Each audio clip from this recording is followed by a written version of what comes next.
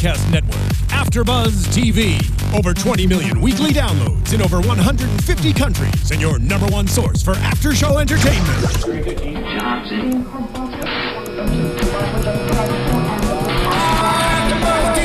AFTERBUZZ TV, the destination for TV superfans. Producing aftershows for over 300 of your favorite TV shows. Interviewing celebrities and showrunners. And bringing you behind-the-scenes exclusives. All thanks to E! Entertainment's Maria Menounos, producer Kevin Undergaro, and internet leader Akamai. Now, let the buzz begin! Hello, everyone, and welcome to AfterBuzz. We talk about Galavant. And you brought don't worry, you don't have to hear me sing ever again. But yes, wait, we can't promise that. That's not good. Regardless, we are here to talk about episode 1 and 2, the pilot and Joust friends. Joining me on the panel tonight, Jacque Borowski. Holla. Tiona Hobson. Word. Blake McIver. Hello. And I'm your host, Megan Salinas. Next time, we should sing our introductions. Yes. Yeah. I'm a terrible singer, but I will do that to you. Just for you guys, I would do that. Just for you guys. So, I don't know about you guys. I had a ton of fun watching this. This is probably the most fun I've had watching TV in ages. What are your guys' initial reactions to this show?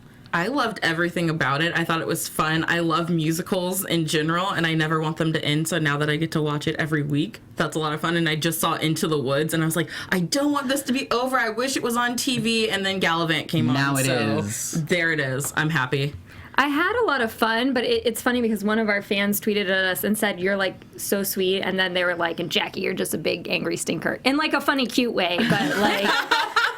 I know I can be like that, and I'm watching this and I'm like, I am having the best time. These songs are so terribly written and not very well sung, but I'm still having a great time. And I think that's what's important. It's like, if you want to be entertained, tune in to watch Galavant. If you are looking for a Broadway quality musical, nah, not so much.